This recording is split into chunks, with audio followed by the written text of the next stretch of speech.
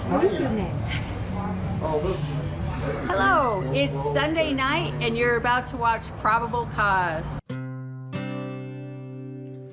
Recipe for a special mom. Take 2 heaping cups of patience, a large pinch of courage, 1 heartful of love, 2 handfuls of generosity, a dash of laughter, 1 headful of understanding. Sprinkle generously with kindness, add plenty of faith, and mix well. Spread this over a period of a lifetime. It is May 12, 2024, Mother's Day. Happy Mother's Day to you. I hope that you had a special opportunity to either celebrate or remember the mothers in your life that have been significant. They do play an incredible role for everyone, all families, the relationship between the mother. I'm going to show a quick picture here of my mother holding Drew from many years ago. Mother's Day is kind of a tough day for us. As you know, you may have seen that video I had on the air for just a very few minutes last week, gave a little glimpse of the insight of our loss, our family loss of my wife, my kids' mother, back in 2011.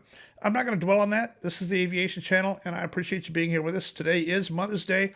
I want you to celebrate what you have, recognize the frailty of life. Every moment is fleeting, and there are things out there other than money and getting ahead in this life. There's been quite a bit of controversy and some drama. I'm going to leave all that stuff for the end of this video. I'm going to try to stick to my core function of what I do, where I go, what I'm trying to get done. I've got some great success stories and some great things that have happened here. I'm going to stick to that. I will get to the very end of this, but I want you to know I found this. Someone sent this to me via a YouTube comment. I'm going to read it to you. It says, all truth passes through 3 stages. First, it is ridiculed. Second, it is violently opposed. Third, it is accepted as being self-evident.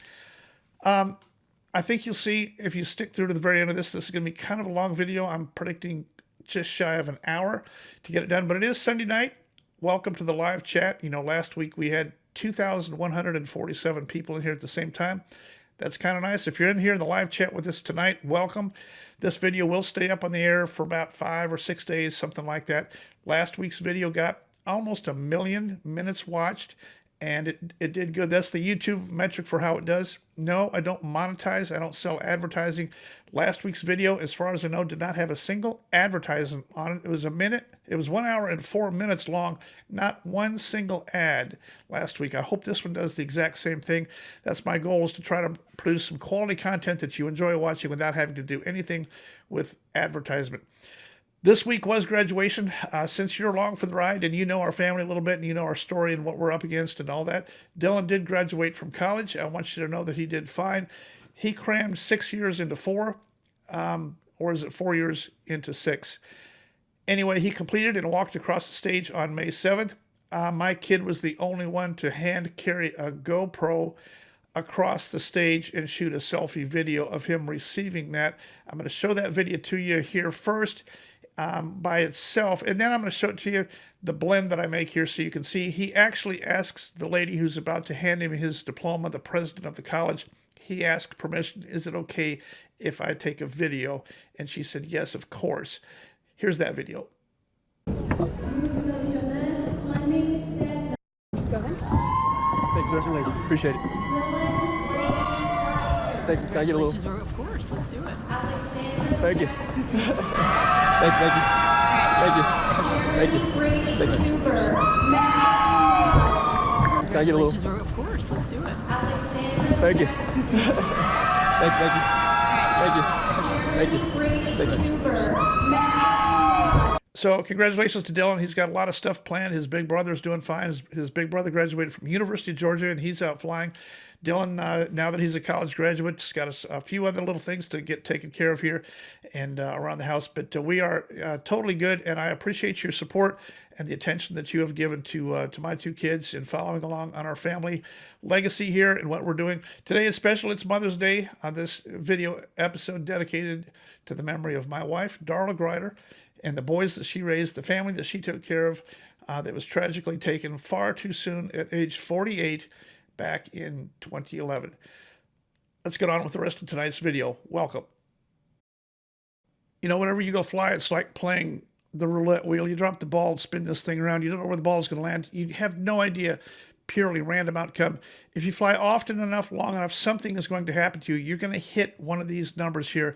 You're going to hit this thing, and here's what it is. You gain almost no experience by normal routine flying where nothing goes wrong. That's why AQP is so important. AQP is conditioning for the scenarios that will probably kill you. That's all it is.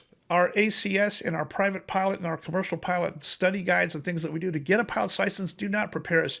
So I want you to be fully aware of what's about to happen to you. That's the whole point of this. I have harped and harped and harped on that.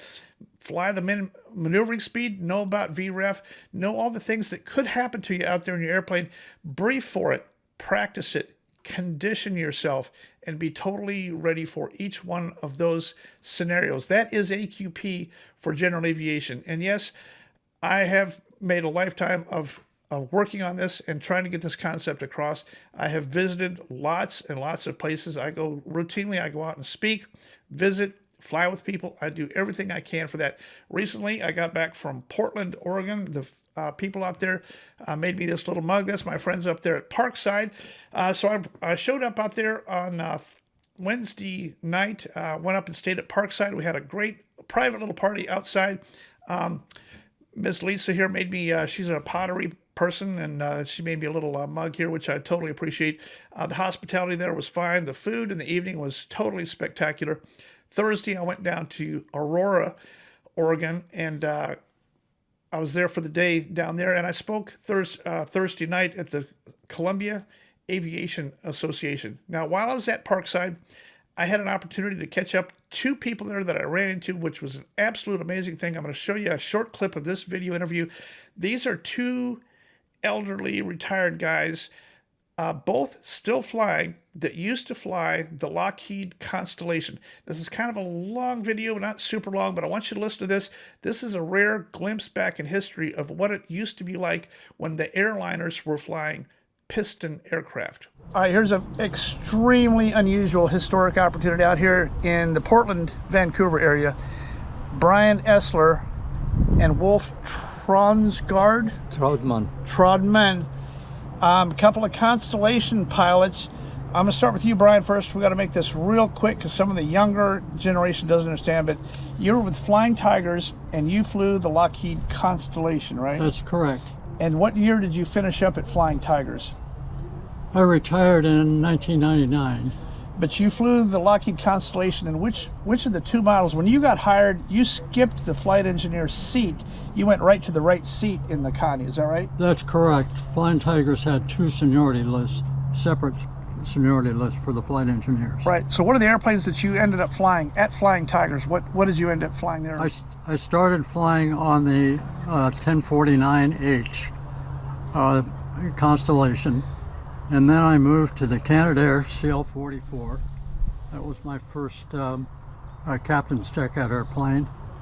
And then I flew the Boeing 707, and then I flew the 730, I flew the 727. Right. And then I flew the DC-8-63. Wow. For many, many years.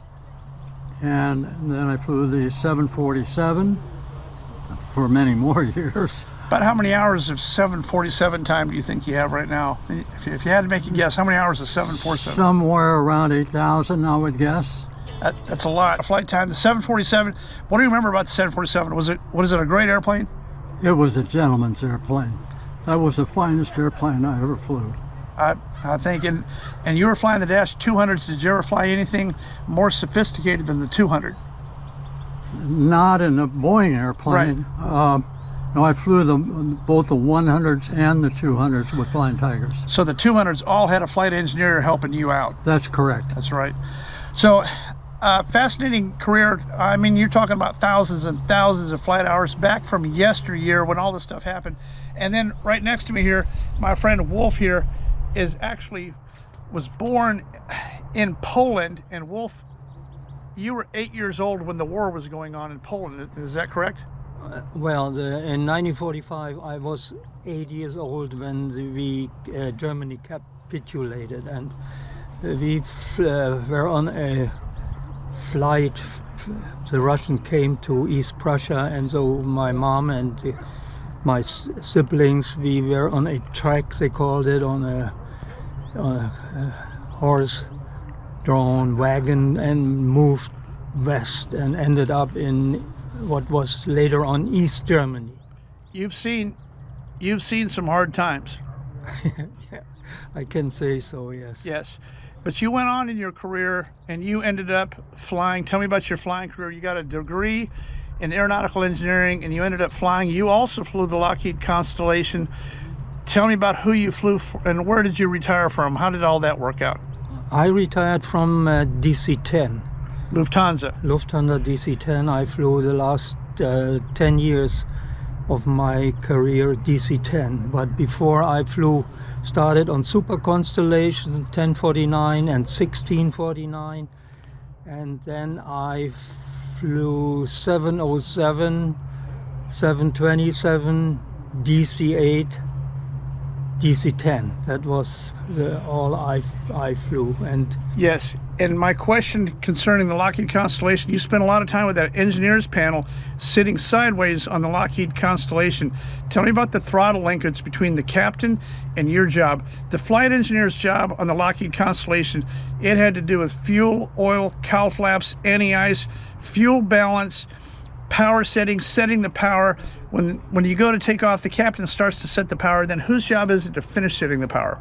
The flight engineer finished setting the power according to the limits. We had either BMEP or manifold pressure, whatever was came first, and that the flight engineer exactly put the power to take off power.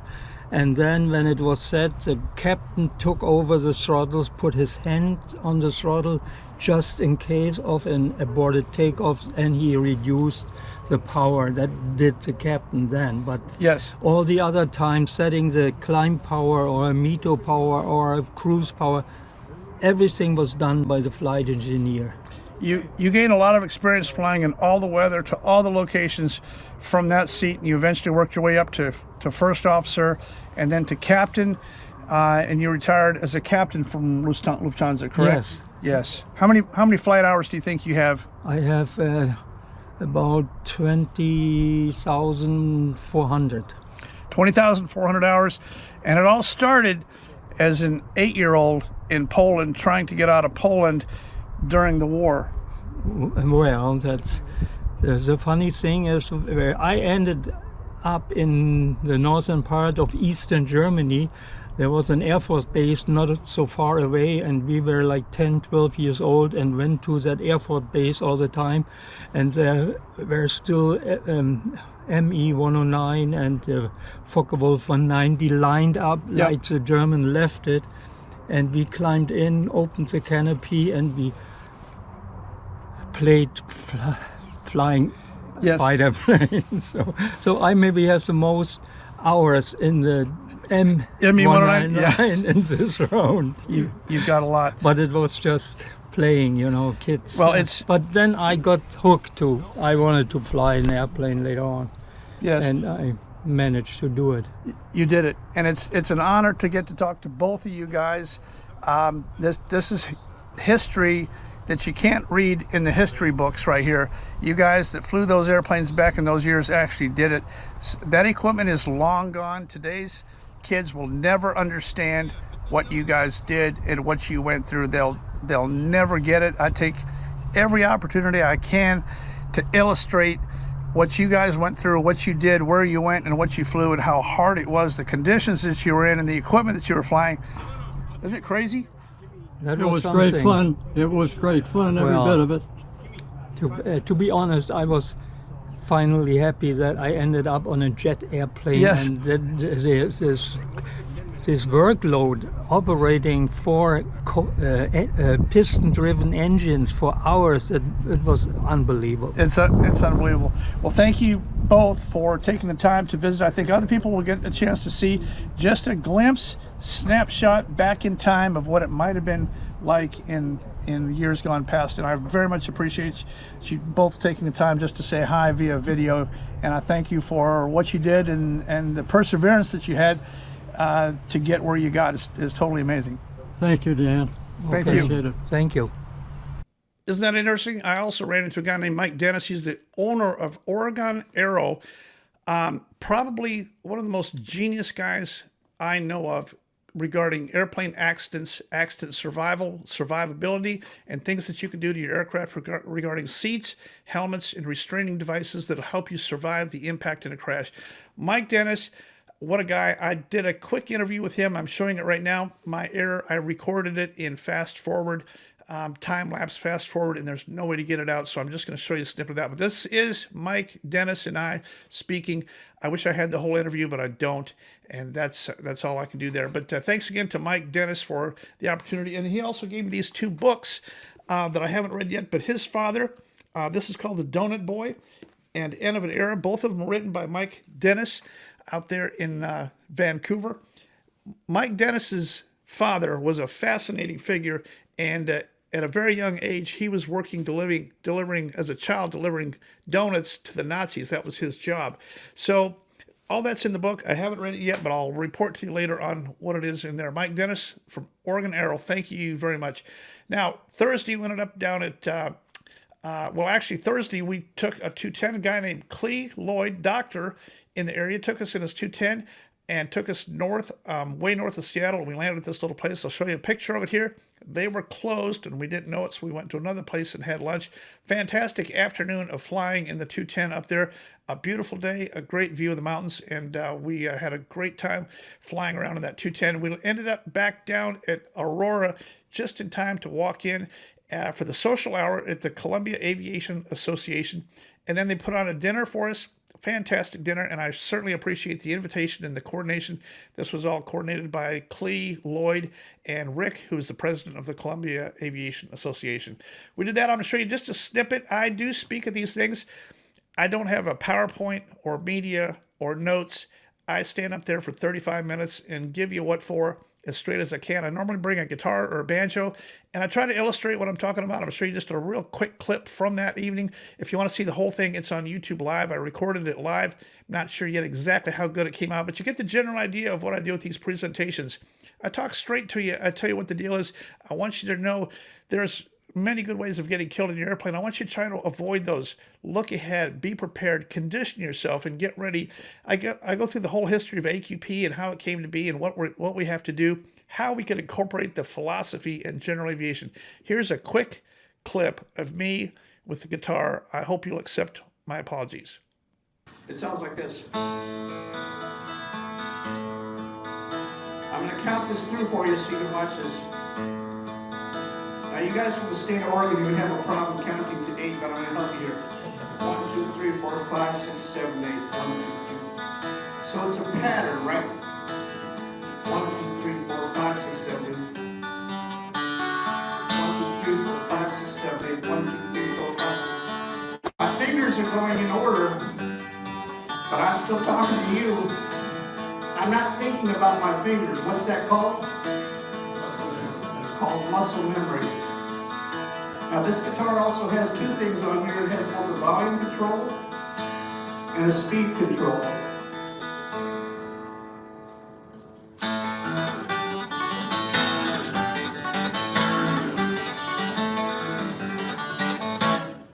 Now this lady sitting over here, I'm going to sing this song because I'm getting a vibe here. Is your name Amy? It is. It is? Another one. All right, Amy, well, this song is for you. I sing this song all the time. I can see why you think you belong to me. You never tried to make me think. Let's see this one thing for yourself. Now you're off for someone else down the hall. See, I thought I might just keep it for my own. Amy, what you want to do? 1, 2, 3, 4, 5, 6, 7, 8, 1, 2, 3. I can't count that fast and speak it, but that's what my brain is doing. It's muscle memory. Now it's come to what you want, you've had your way. And all the things you thought before could be right in time, and can't you see?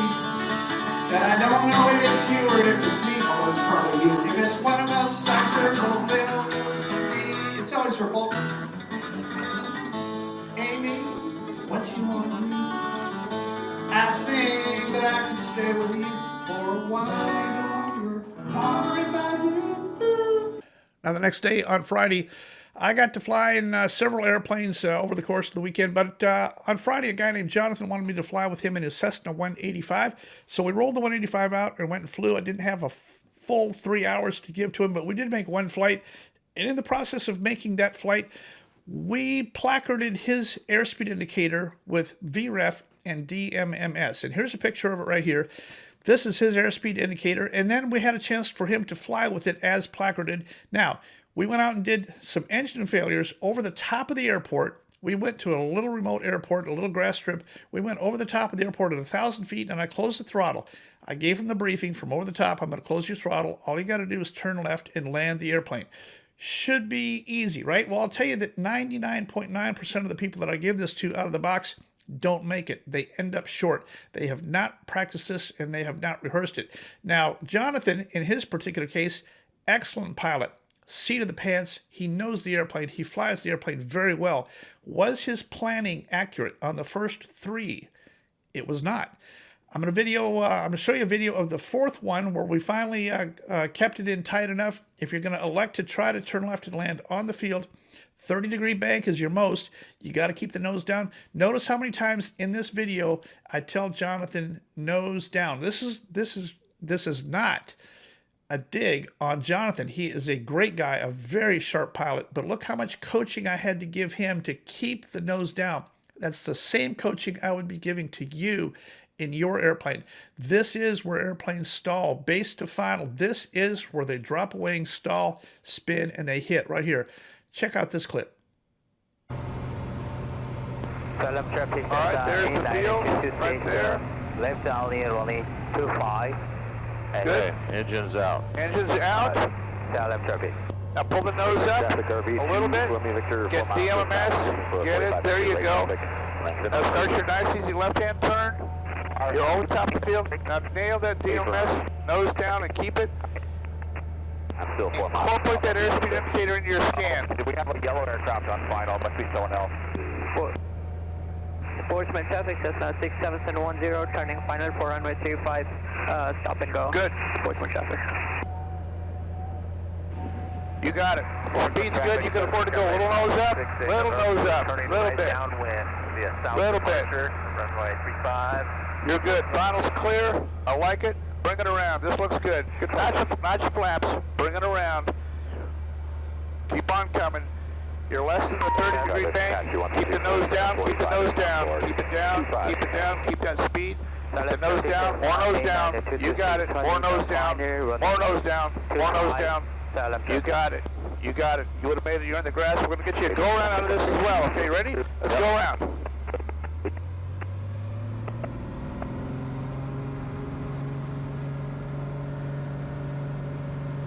Now, after we got done flying, we sat in the cockpit, did a real quick debrief. I want you to hear what Jonathan had to say about flying with DMMS and what we did out here. Here's a quick video, a very short portion of our debrief after we got done flying. We flew about an hour in his Cessna 185.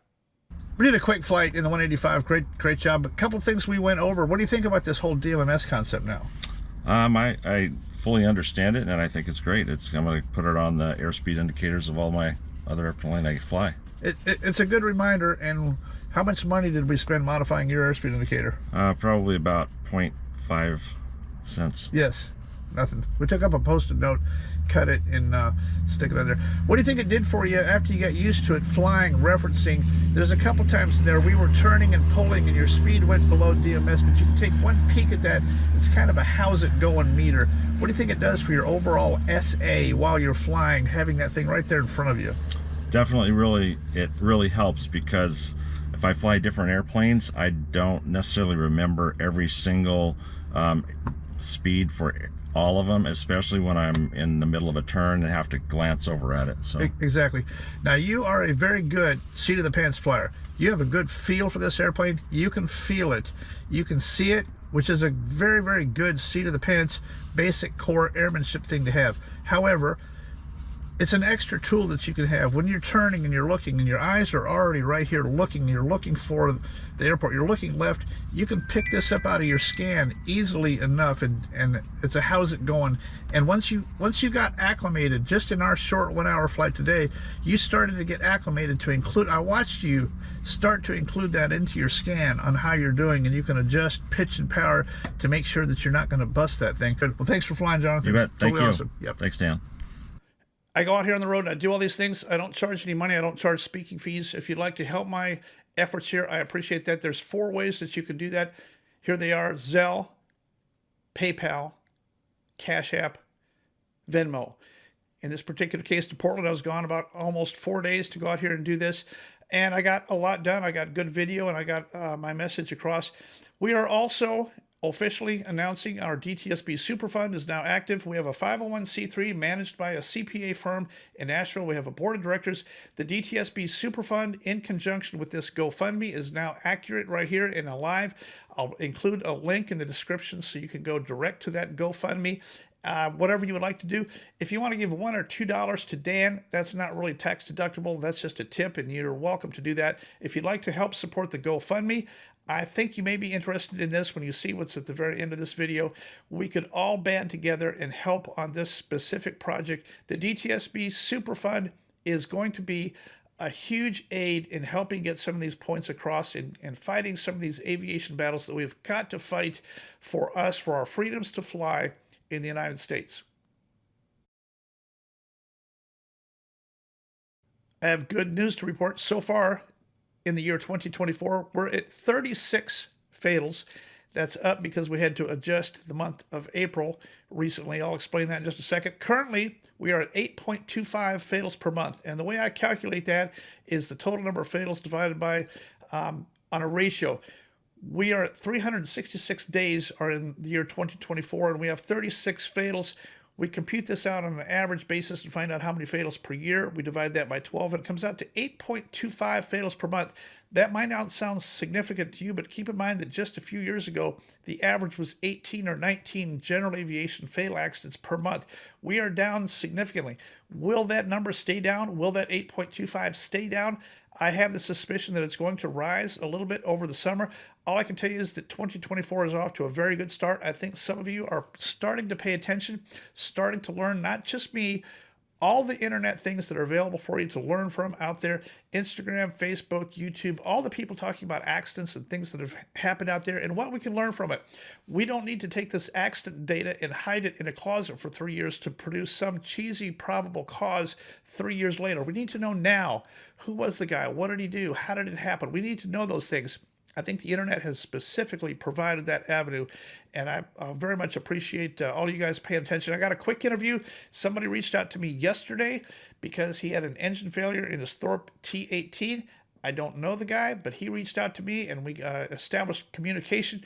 We set up a Zoom call that we have just completed here a few minutes ago. I'm going to cut to that next. This is him with his engine failure, and yes, he survived, and I want you to pay attention to this Zoom call. This doctor, actually a heart surgeon up in Minnesota, was paying attention to all my videos, and when this thing happened by surprise to him, he was totally ready. He had DMMS placard in his cockpit. He knew what to do. He lowered the nose, and he did not stall. This is a great success story. Let's cut to that right now. Very unusual that I get to speak with an actual legitimate heart surgeon doctor, well-known, well-renowned physician up in Minnesota, also a pilot. My new friend, Dr. Matthew Cooper, he's an actual heart surgeon, so I don't get to talk to these types very often, but he reached out to me yesterday. He was flying a Thorpe T18 up in Minnesota, and he had an engine failure, and we got to talking about this. A great save. He did the correct thing. He did everything correct, and I've got him on the line here on a Zoom call.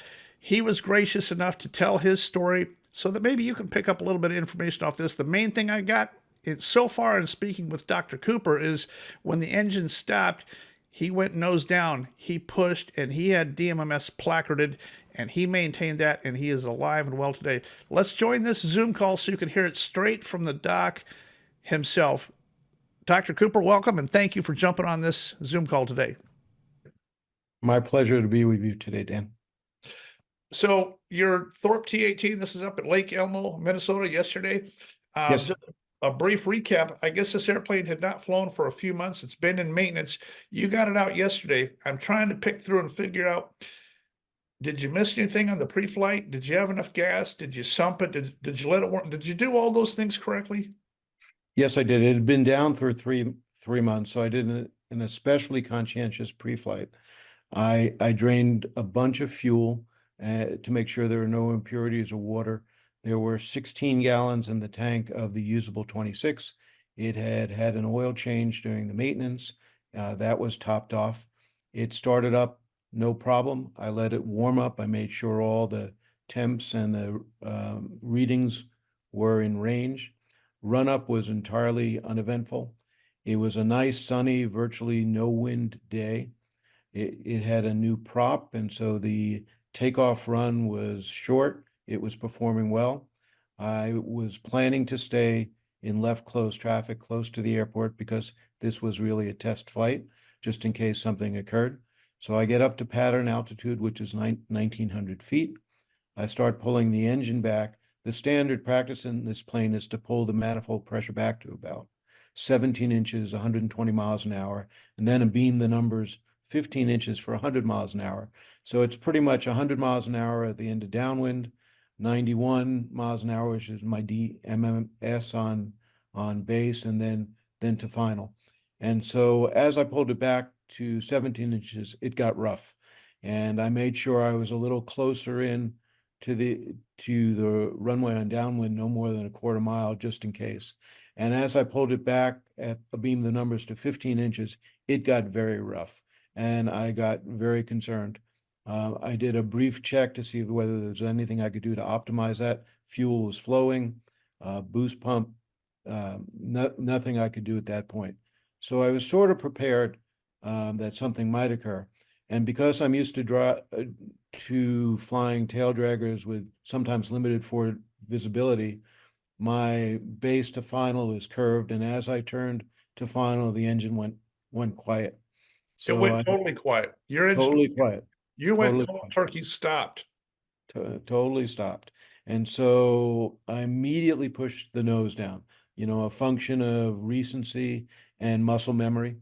And a thought went through my head briefly of whether I should try to attempt a restart in air. And I decided just fly the plane. Right. Worst comes to worst, I land in the grass or a little bit of pavement. That's the most important thing. So I kept the nose down, maintained my DMMS. I didn't have that little extra power that I usually use for wheel landings. So when I got low enough, I put it in the proper attitude for a 3-point and landed. And my tail wheel got a little bit of grass, which I knew when I got out of the airplane.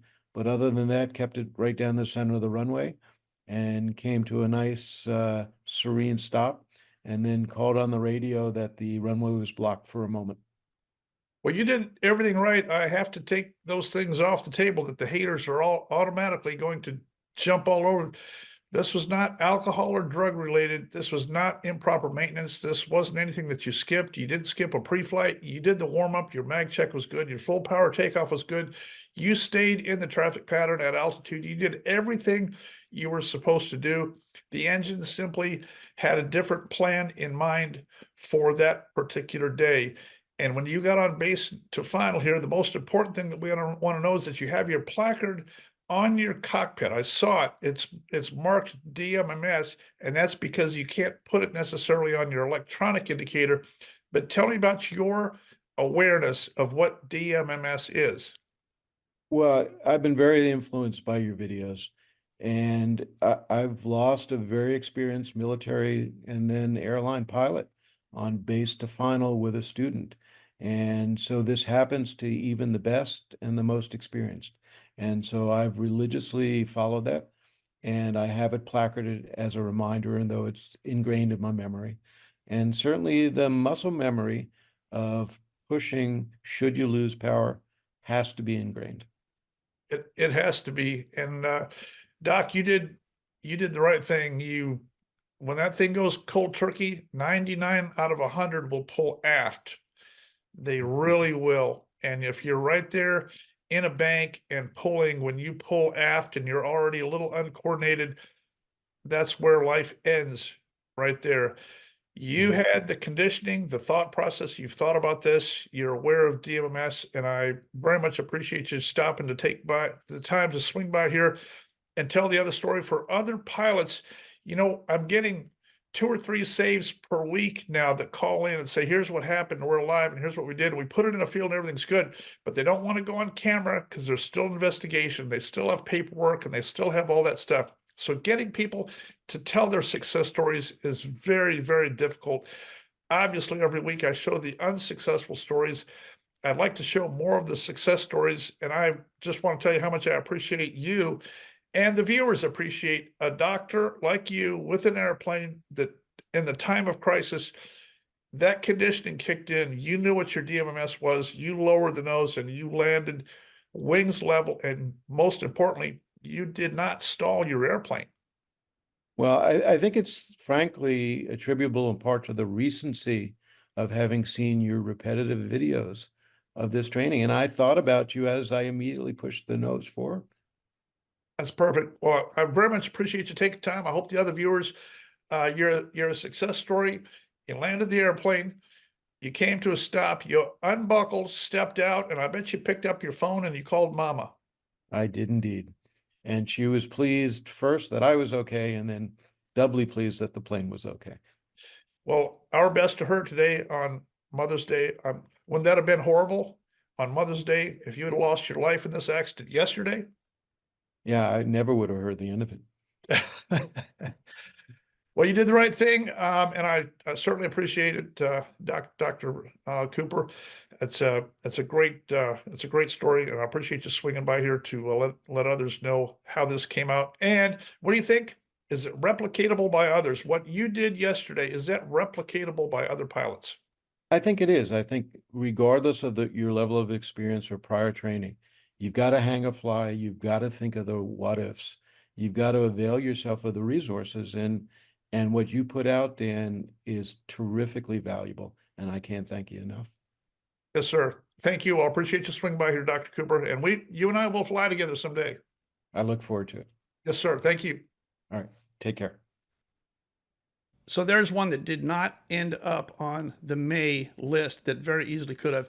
I'm going to show you April right now. And what we had to do is we had to amend April. If you take a look at this thing, the number 1 on here, April 1 at 10:27 a.m., November 8438 Bravo. That's a PA-28236. That's a Dakota up in Indiana. This is a DMMS failure. The guy's name was Craig Richards, 65. We had to go back and add this back to the list because Craig just recently succumbed from his burns in that accident. The airplane came around, it hit a jogging trail. 2 people on the jogging trail were injured. They're going to be okay, although they are very much injured. Craig finally died from his burn injuries here just a few days ago. So I've updated. Formerly, the month of April only had 9. Now it has 10 because there was a fatality off of that. It just took that amount of time. And our deepest respects and condolences to Craig's family. A horrible crash and a horrible loss, a horrible death in this airplane that did not have to happen. And I wish that we had done something in advance on this one as well. I totally wish that we could have gotten to Craig earlier and got him the information that he needed to make sure that he did not stall and spin his airplane and fly that thing into that walking trail. It was horrible. In the month of May, I'll show you, this is on the screen right now. This is May. We've only had 2. On May 2, 629 Bravo Echo, the A36 up in Augusta, Georgia. This is the mishandled abnormal, Jason McKenzie, and he died in that airplane. We talked extensively about this accident last week. Here's a few pictures from on site there of the memorial at the crash site. And I want you to know that we are in contact with the other owner up there who was a part owner in that airplane. I would like to donate going up there and working with the other owner who was a huge follower of the channel. He's a much lower time private pilot, but I would like to spend a few minutes with him. I think we're going to go up there and maybe fly with him a few minutes and reinvestigate the concepts of DMMS and checklist and make sure his procedures are totally good. An excellent guy up there, and we appreciate him helping us out in coordination and visiting up there. The next one is this Commander. I'll put it on the screen here right now. This is the 690A. Happened at 8:53 a.m. The call sign was 690 Bravo Mike up in Virginia. I believe this is an icing accident. The guy's name was John Latham, 63 years old. If you look at the flight aware data on this thing, this airplane's flying along at 20,000 feet and everything is good. Then all of a sudden things go kind of crazy. He loses altitude, then he gains altitude back. But when he gains altitude back, he loses speed. And I think the commander is wicked in a stall spin. I think this thing stall spun all the way in from about 18,000 feet is the way it looks. May never know, but he was at 20,000 feet in the moisture. The commander is very, very fickle on ice and carrying ice. You got to be able to get those ice off of there with the boots. It's a booted airplane. I have a lot of time in the 690B. I don't know that I've ever flown the A model, but they're virtually the same thing. Garrett -5s on that thing. It's a great airplane, very strong airplane. But I know from flight safety and all our training out there that we did in the Commander series, I flew the 690B, the 840, the 980, and the 1000. I know from our training, don't stall that thing. Don't stall spin it because it'll take you 20,000 feet to get out. So, of course, we never did, so I don't really know, but it sure looks like an airspeed problem here. Probably the onset of that was icing and maybe not getting enough ice off those boots there at the very beginning. That's April and May for 2024. Believe it or not, we've done pretty good. That's only 36 fatals so far this year. Theoretically, we should have at least 72, maybe 74 at this point if we were on track with what used to be the average, 18 per month. We should be well above 74 fatals per month. We've only got 36. By my figures, we're about 36 fatals to the better so far in the year 2024. You know, I've talked quite a lot about this before. This is ATC in the United States, and our main problem there is distractions, too many visitors to the cockpit, no area mics in this ATC facilities. We're conducting tours. We don't have any methods in place of arresting the distraction that's going on in our ATC facilities, both towers, approach, and center. Too much noise, too much horseplay, too much going on in these facilities. Too many controllers, I believe. I don't know if they've cracked down on this or not yet. Too many employees on the job playing on their phones and texting and communicating. I want to show you this video. This is from Dublin. This is not a U.S. controller, but this is Dublin. Check this out. This is an interview conducted inside the Dublin radar room. Now, most people think all the action happens up on the control tower, but that's actually not the case. Joining me now is Paul McCann, who's Operations Manager. How are you, Paul? Hi, Aisling. How are you? Welcome to the Air Traffic Control Centre here at Dublin Airport, or what's known as the radar room. These are radar controllers operating now in Dublin airspace, talking to real-life airplanes that are operating in our airspace. We have radar controllers, terminal radar controllers, all down on this suite. Now, the interesting thing is that this lady is talking to the director of this radar room. They're standing directly behind the guys working actual airplanes, and they're having a conversation. You don't think that that's not a distraction to these controllers? You'll see that the controllers are actually talking to the pilots now, working airplanes that are in our control airspace, and you can see that we have a number of airplanes in Dublin's airspace. We control airplanes about 60 miles around Dublin Airport, and our main function is to make sure that the planes departing out of Dublin and arriving in Dublin are handled as safely and as quickly as possible. Now take a look at what these guys are wearing. They're wearing shorts, tennis shoes, jeans, and t-shirts to the workplace. Not that it makes that much difference, but I think if you're going to be paid as a professional air traffic controller, you should dress like a professional air traffic controller. My recommendations are dress professionally, get rid of the phones, get rid of the distractions, get rid of the tours.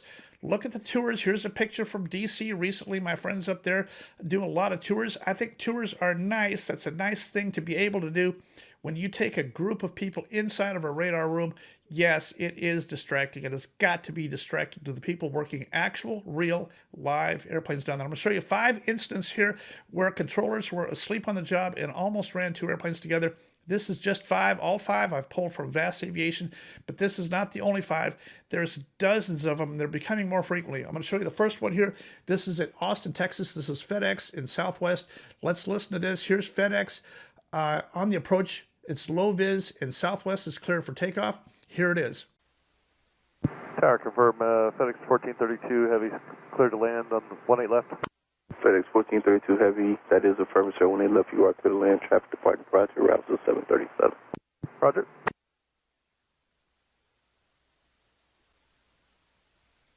Southwest 70, confirm on the road. Roll on now.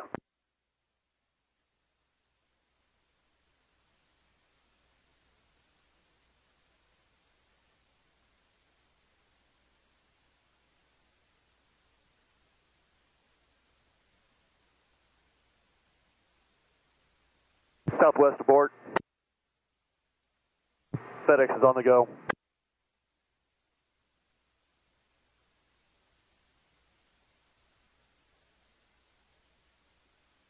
Southwest 708, roger, you can turn right when able. Negative.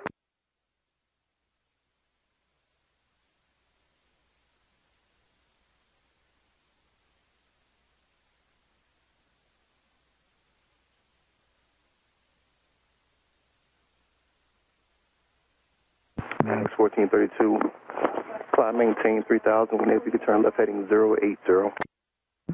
Wind turn to 080 3000, FedEx 1432 Heavy. Now here's the next one. This is at Midway. This is Delta and Southwest. Both of them clear for takeoff. One of them they tell to roll quickly. The other one never got the takeoff clearance but misunderstood it to be a takeoff clearance. So both of them aimed at the same spot from runways that are about 45 degrees apart. They would have met in the middle there. Watch this. This is just crazy that you would ever put two loaded weapons in the middle here and line them up at each other where a collision is even possible. Don't ever point the nose of a live aircraft at the nose of another live aircraft. All you have to do is have a communication failure and those two noses are going to hit. Check this out. 1528 Midway Tower, traffic holding position on the cross runway. Traffic on a 4-mile funnel lands a parallel. And traffic here runway 10-mile funnel, 48, line of point. All right, 1328. 28 Midway Tower, runway 31 center, line up and wait. Don't plan on stopping. 31 center, line of point, Southwest 3828. Right, traffic holding position on the cross runway. Traffic on a 3-mile funnel off the cross runway. No delay, please. Turn left heading 250, runway 31 center. Clear for takeoff. The wind 060 at 9er. Two call 1 South 3828, verify no delay, left to 250, 31 center, clear for takeoff. Takeoff 31 center, no delay, heading 250, Southwest 3828. Stop. 1328, reporting. Now here's one from Portland. Not very long ago, this is a UPS Heavy on the arrival, but another UPS Heavy gets cleared for takeoff. Like, why? Why would you clear that guy for takeoff when he's on a 2-mile final? The other airplane, the Heavy that was on the approach, he ended up doing a go-round, and the other airplane on the runway, he ended up stopping, aborting, but it was close. It was way, way, way too close. This is a controller error. They never should have rolled that airplane line up and wait. They never should have done that with that guy that close, and he's a Heavy. He's coming in. Never should have done it.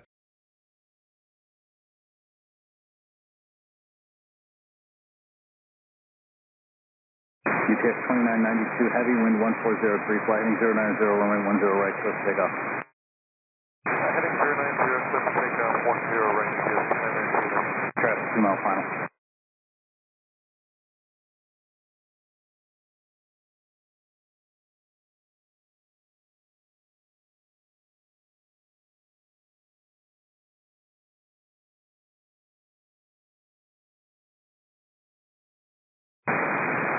UGF 2992 Heavy, abort takeoff. Traffic going around over the top of you. Abort takeoff. I've already showed this to you before real quick. This is JFK. This is Swiss Air. A Heavy Swiss Air gets cleared for takeoff on a runway, and a different controller is crossing 4 airplanes downfield. Thanks to Vast Aviation for all these animations. This is just showing you what's going on. The Swiss Air guy eventually aborted his own takeoff because it was obvious there's airplanes on the runway. We have to stop. They crossed 4 aircraft downfield while Swiss Air was not only cleared for takeoff, but rolling. Swiss Air did his own rejected takeoff based on common sense. Check this out. Got 17 kilo heavy, I'm sorry, Swiss 17 kilo heavy, 24 left line point. 24 left, line number 8, 17 kilo heavy.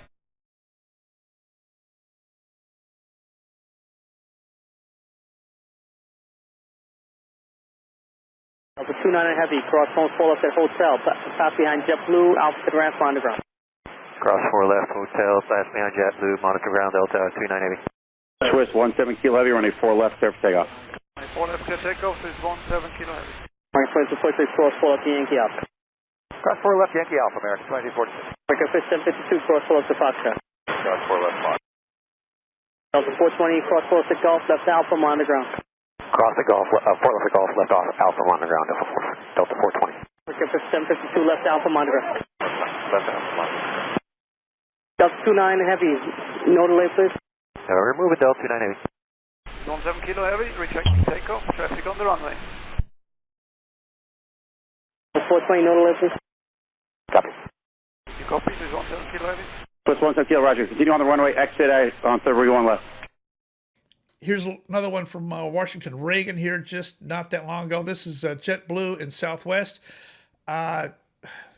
Controller error and did not stop this. Listen to this lady at the very end screaming, stop, stop, stop, stop. Every time I hear one of these ATC tapes with people screaming, stop, stop, stop, somebody has made a big mistake someplace. Somebody has been asleep at the wheel here. JetBlue 1554, traffic holds off your right. Wind calm, runway 4, cleared for takeoff.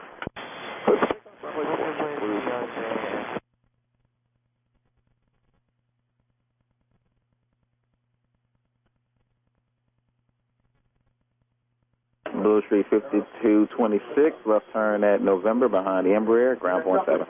Left turn November behind Embraer, ground point 7, Blue Street 5226. Stop. Southwest 2937, stop. We stopped, we were cleared to cross runway 4. And we stopped JetBlue 1554. This thing is absolutely imminent. I have talked about Tenerife before. I'm going to show you a real quick synopsis of a video concerning Bob Bragg. He was the FO on the airplane that got hit by the KLM airplane. Bob was in a Pan Am aircraft, both of them 747s. The world's largest aviation disaster. 583 people died, I believe, all at once in that crash. Here's an actual interview. You might not have ever seen this before. Here's an actual interview with Bob Bragg. He survived the crash. He was in the co-pilot seat in the 747 when this happened. Eventually, the tower sent a message to a KLM flight to taxi to the end of the runway and turn around. Then instructed a Pan Am flight to follow. The KLM jet got into position and announced they were ready to go. Pan Am pilots heard this, became startled, clicked their mic to say, hey, we're still on the runway. Because of radio interference, the KLM plane didn't get that message. The pilot, thinking he was cleared for takeoff, sent his plane rocketing down the runway, where the Pan Am plane was still taxiing. Bob Bragg, the first officer of the Pan Am flight, spoke to CBS News in 2000. As soon as I saw the man moving and coming at us, I started saying, get off. As we were turning to the left, I looked back out of my side window, and that's when he had lifted off the ground and become airborne, right as close to us as I could see him. The KLM plane wasn't high enough. On contact, it burst into flames and tore the top of the Pan Am jet clear off. Everyone aboard the KLM flight was killed. But inside the Pan Am flight, some remained alive. Is a Tenerife in America possible? It's not only possible, I predict it's imminent. I don't see right now that we have a way of getting around it. I think we should be taking every possible safeguard to prevent this, including discontinuation of all tours until further notice. Put the cell phones away. Let's get tough on this. Let's make sure somebody is looking out the window and making sure this all makes sense out there. When we put two large aircrafts together and hit, there's going to be a unbelievable loss of life, and it's all going to be preventable. Does it have to do with DEI? I don't know. My suspicion is that ATC is trying to hire as many as they can. There's all kinds of brand new, inexperienced people infiltrating there. Yes, they work long hours, but they have a great job, and they are fully protected, everything that they do. I think that there is way too much new hire, too many newbies, not enough experience, both in the radar room, in the en route centers, and in the control tower cabs across America. I don't see a way that we're going to get out of a Tenerife-style accident here in the United States. I'm going to go over the schedule real quick and put this on the screen here. Some of this has already occurred, but May 3, I was up at Baltimore. May 8, I was up at Battleground, Washington. May 9th, that's that deal I did up there at the Columbia Aviation Association. May 10th, during the day, that's done. May 10th, the evening, we're at Victor 23 in Vancouver. That was a great time, and that's the lady from Victor 23 that opened this video here tonight for us. She had dinner with us. We had a great time. May 17th is next weekend. That's Moontown near Huntsville, 3 Mike 5. That is a 1,800-foot grass runway. I'm taking the DC-3 over there, and I'll come in Friday afternoon, spend the night, and come back out Saturday morning. They're having a fly-in Saturday morning. It's free. You can show up and attend that. I'm sure you have to spend $1 or $2 for a hot dog or something over there. All proceeds go to that EAA chapter at Huntsville, 3 Mike 5. The name of that airport is Moontown. If you want to watch the DC-3 come in, that'll be interesting. It'll be Friday afternoon. If you want to see it go back out again, that'll be Saturday morning. I'd love for you to take a picture and send it to me. That would be totally awesome. That's May 17 and 18. May 25, the morning 5K fly-in run at KFHB has been canceled. June 4 is the evening. That's EAA 22 at Rockford. I'll be up there for that function. And then June 11, that's the evening. Dan's birthday at Hampton, Georgia, where we don't have anything in particular planned.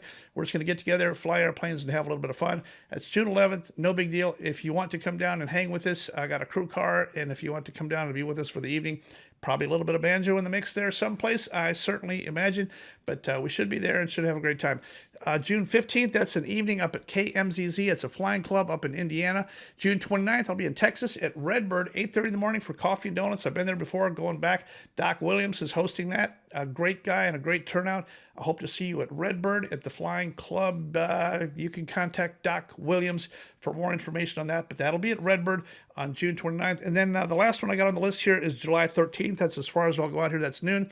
Alabama, that's lunch at 5. Romeo 1, it's another EAA chapter. I'll be down there for just a few minutes for lunch. Hopefully get a chance to talk to you guys and say hi. If you get a chance to support my efforts, take a look at the screen. This is a lot of flying, a lot of moving around, and a lot of going to places I don't make any money off it. If you'd like to give me $1 or $2 as a tip for helping and going to these things on my own on a volunteer basis, I certainly appreciate that. Here's the methods you can do that. Zelle, PayPal, Cash App, Venmo. The DTSB Superfund is right here. It's up and live, and I'll put the link in the description there if you can help on that. The DTSB fund is tax deductible. If you have a larger donation, something that you want a tax credit for it, use the DTSB Superfund, and we certainly appreciate that. Also on the DTSB Superfund, on that GoFundMe, you can put either anonymous or you can put your name on there if you want to get credit and show everybody who you are and that you gave something towards that. That would be really nice to do, and I appreciate that. Those DTSB Superfund donations get listed there. You don't have to. You can make that anonymous. Let's go on. Okay, let's talk about this potato plant and the light. It's created a lot of drama. If you don't want to stick around for the drama, now would be a good time to jump out. But I see a lot of you in the live chat room here, and I appreciate you sticking around. I'm going to give it to you straight here. I'm going to put the schedule on the board. Everybody has asked about the light and the schedule. NTSB and FAA and all people get to do their investigation first. They're first on the scene. So I'm going to show you the schedule. This airplane out in Hayburn, Idaho, this happened on April 13th of 2022. 4:13, the accident happens. 4:14, the investigators arrive. That's the next day. By not later than 4:23, 10 days later, all the investigators are gone. They've all been there. They've done everything. At some point, the plane was removed to Boise. That's the Caravan, the 208. It got removed. And the stack removed to a junk pile. I don't have the exact dates on when those got moved, but the stack was definitely taken off the roof. Here's a picture of what the stack looked like before it got hit. This is an artist's rendition. I've put this in here. Here it is with the stack gone. Here it is with the stack on there. Here it is with the stack gone. So the top of this stack got removed to a junk pile. The top of the stack, here it is one more time, the top of the stack had the red light on it. On May 7th, I visited the junk pile. I find the stack and the light. Now this is the stack that used to be the upper portion of this thing. I came back and I made a video. Yes, I made a video. That is the light off of there. I didn't bring it back with me, but I had it sent to me. I had a lot of help out there. A lot of people super concerned. I had a lot of fans and friends and supporters out there. I ended up with the light, and I did shoot that video. That video got done on about May 13th, and on the evening of May 14th, I uploaded that video. I published it. May 14th, 2022, I posted the video. Now, take a look at this. On 10/22, the NTSB visits the site again, and the stack is no longer available. Now, this is all in the report, Juan. This is in the report. NTSB visits the site again, stack no longer accessible. Top of stack is mysteriously missing. Next nearest stack is measured. I'm going to read this thing from the NTSB for you. This is right from their paperwork. It says, on October 2022, the investigator charged traveled to the Gem State Processing Plant located in Hebron, Idaho. The IIC, that's the investigator in charge, provided oversight while an employee of TD&H Engineering conducted a survey of the property to determine the elevation of the areas of interest. Well, the area of interest is the top of that stack, what I showed you there. The following mean sea level elevations were documented. Figure 1. The agglomerate stack was struck by the airplane and damaged to the extent that the top of the stack was inaccessible. Well, what does that mean? It was damaged to the extent that it was inaccessible. Yes, it was laying down there on the roof. It was struck. It was down. When they went back in October of 2022, the top of the stack was not accessible. What does that mean? That means it's not available. Mysteriously, now the top of the stack is not even accessible. You mean the NTSB is going to travel all that way and they want to see it and measure it, but they can't do it. Now, why would the top of that stack suddenly be not accessible? Let's read on here. It says on here, and I'll put this in red underline here, it says the top of the stack was inaccessible. The next nearest stack was measured. A copy of engineering drawing that showed the agglomerate stack was 100 feet above the ground floor. Elevation is in figure 2. It says the next nearest stack was measured. Why would they measure the next nearest stack? Why wouldn't they just measure the actual one? It's because the stack that got hit was no longer accessible. Have you ever heard where a body or a piece of evidence or something suddenly goes missing in a government investigation? They go back out here in October and all of a sudden the top of the stack is no longer accessible. This is the reason that I secured the light. When I secured the light, I made sure it got to the correct people. I did that. It is safe. I secured the light. Why is the light significant? Because it clearly shows that the light was not proper, the stack was not painted, all the things that you're supposed to do. These people at the potato plant, they lied to the feds about how tall it was. They sent emails to FAA saying everything's good. Everything that they did was a complete lie, and all that has come out in depositions. Now, mysteriously, the top of the stack is missing. I suppose that's my fault too? Let's listen to Juan Brown. I tried to explain all of this to Juan Brown. He won't have any part of it. Listen to this. You got to stick to the facts. I want to stick to the facts, Juan. I was out there after NTSB was done. You keep changing your story. I was out there after the NTSB was done and gone. That is not what's in the NTSB report. Read back again. You're misreading the report. Juan, how could I get that light if it was still on the roof? The tower and the light were laying off in the junkyard. The airplane was gone. Look at my video. Everything is done and cleaned up and gone when I was there. You're wrong. You're absolutely 100% wrong. Tell me how. Tell me how. How could I even get access to that light if it was still on the roof? Look at the report. What does the report say, Dan? That is the timeline. I did make a video. I did this for Brittany. I would take a bullet for Brittany. I would go to jail for Brittany. I'm going to take the light. I'm going to make sure it gets to where it's supposed to go. I'm going to make sure everybody knows how crooked this entire thing is. The whole thing, this stack should have never been there. If it takes me speaking up, I'm going to speak up. I'm going to put this Bible verse up on the screen here. You may or may not be a religious type person. Doesn't really matter. This is out of the book of Proverbs, and I think it's very important here. How do we speak up? We know the Bible admonishes us to love others as ourselves. Looking to care for others as we would want to be treated can help guide us to speak up for those who can't. I'm speaking up for Brittany, who can't. Proverbs 31:8-9. Open your mouth for the mute, for the rights of those who are destitute. Open your mouth, judge righteously, defend the rights of the poor and the needy. Brittany can no longer tell us what happened. I'm here to tell you the stack was not supposed to be here. She flew into a steam cloud and she lost lift. She definitely had field in sight when she started down. Legally, she started down out of MDA like she was supposed to in order to land on that runway.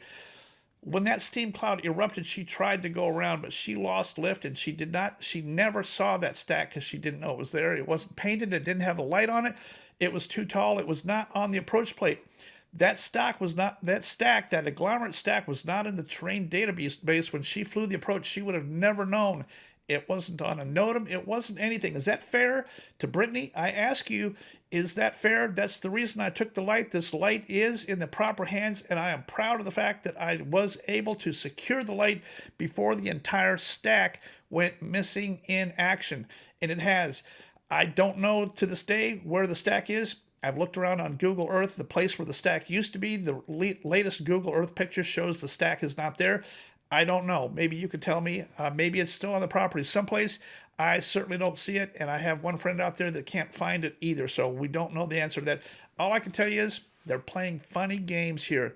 This whole thing is completely crooked. They're playing funny games.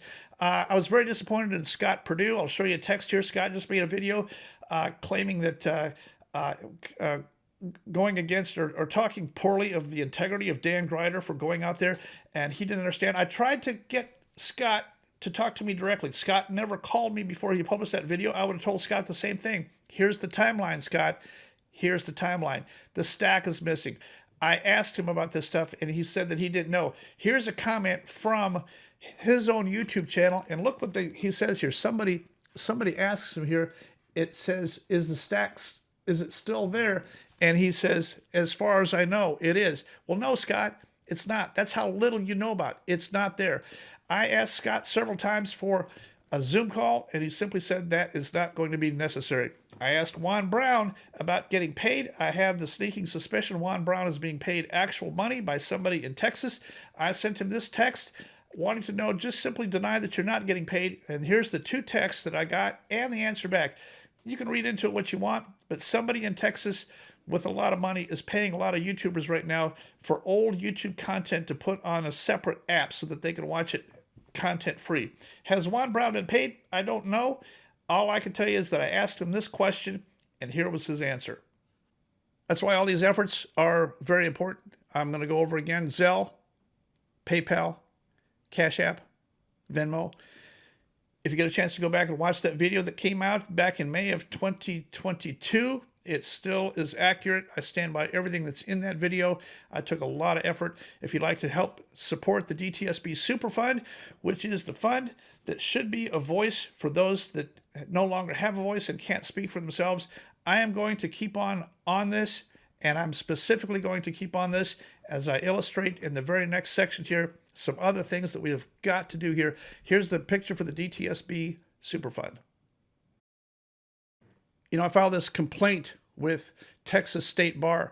Kinsey Lakey portrayed herself as an attorney when she was not. She made me the promise that she would make sure that I have all the stuff. Let's listen to this. Here's Kinsey Lakey assuring me that she was an actual attorney when she was not.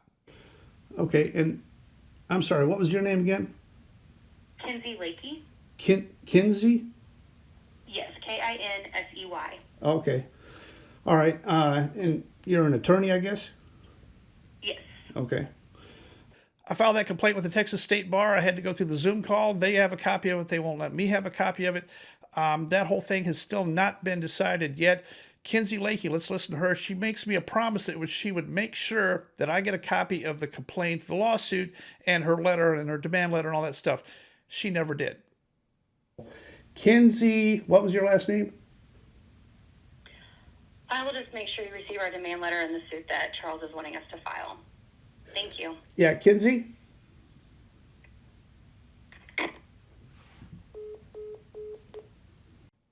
I have a great bunch of lawyers working for me doing this. It's extremely expensive. I'm about $30,000 into the appeal process only on this so far, but it's working good. Here's a 38-page document that will get filed. It's in draft form right now, but it's pretty close. It's extremely well written. I'm going to show you the deck page off of this thing here right now. I'll put it up on the screen. I have permission to show this, and take a look out of this appeal. Check out who's on this appeal listing here. It's got Kinsey Lakey listed on this thing. This is Charles Cook in Flying Oaks Airport. He's the owner of Arrowverse. He is paying Dan Milliken for producing videos. Dan Milliken is managing this entire thing for him. And now check this out. Here's the issues presented. Number one, a plaintiff must comply with applicable rules regarding service process in the Texas state of civil procedure before properly obtaining a default judgment against a defendant. Plaintiffs failed to comply with various Texas rules of civil procedure when serving Grider. Number two, a trial court abuses its discretion when it fails to set aside a default judgment when the defendant meets the Craddock factors. Grider's motions to set aside default judgment demonstrated that the email notifying him of the lawsuit went to his email spam folder. He had multiple meritorious defenses to plaintiffs' claims, and plaintiffs would not be harmed if the trial court set aside the default judgment. Number three, a defamation plaintiff must present sufficient evidence of entitlement to compensatory damages and the specific damage figures. A defamation plaintiff is only entitled to exemplary damages that are commensurate with the compensatory damages and may not recover exemplary damages if not entitled to compensatory damages. Plaintiffs failed to present sufficient evidence of compensatory damage, and the record is devoid of any evidence to support the damages figure in the trial court judgment. Did they err? Of course they err. It's improper service sent to the wrong place. They sent a process server to a known place where they know I'm not going to be. They have to do due diligence to send a process server to my residence, and they didn't do it. The damages, it's their obligation no matter what to prove the damages, and they did not do that. I have the transcript of the damages hearing. They did not prove the damages in the damages hearing. The people that were in that airplane that day at Charles Cook's place, they cannot speak for themselves. I want to know specifically, where was Charles Cook when this propeller got propped off? Where was he? He said that he had been in the hospital for 3 weeks with COVID. However, the first person in the accident scene was Charles Cook. We know that for sure. Where was Charles Cook when this airplane accident happened? Let's listen to Dan Milliken explain to you exactly how this happens.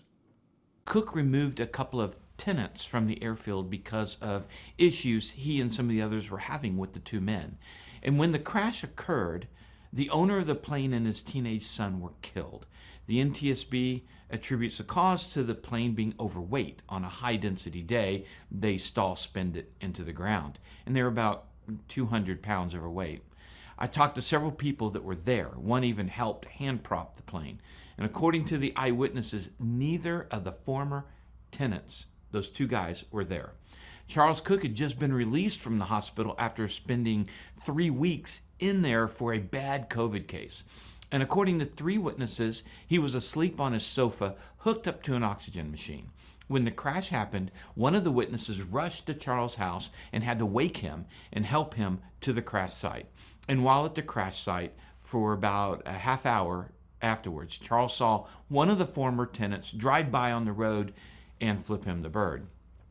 I'd really like to know how 3 witnesses can specifically pin Charles Cook to his bed in his home. Were all 3 guys over there watching him sleep? Is that really what happened?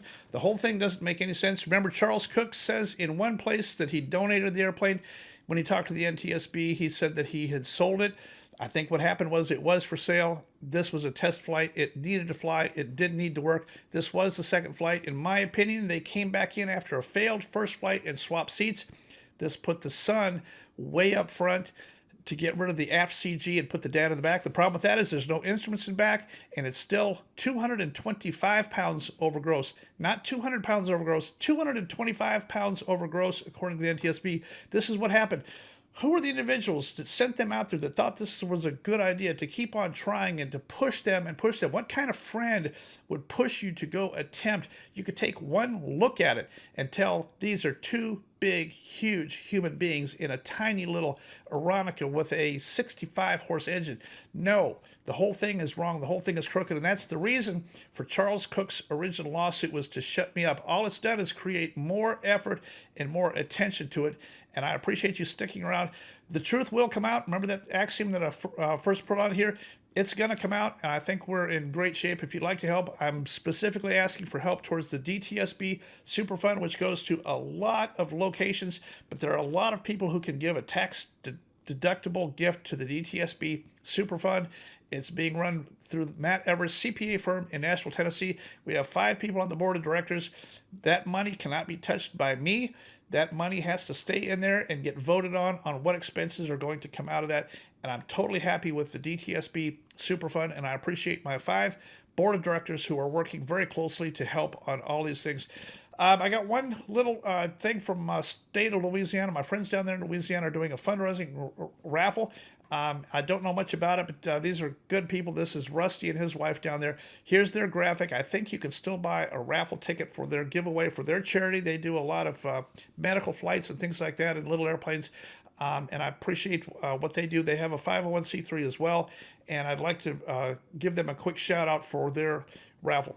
I'm gonna get out of here and get this video up and on there. I appreciate you hanging around. Sorry this video went so long tonight, but all this had to go in here. I do this every week. I'm doing my very best for you. I hope you can see that we're actually making some progress. We're making some strides here, and I'm going to keep on going. I'm going to keep on being Dan. I'm still going to play my banjo, and I'm going to all these places.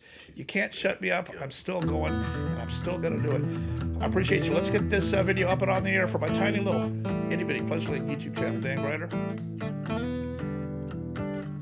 Probable cause.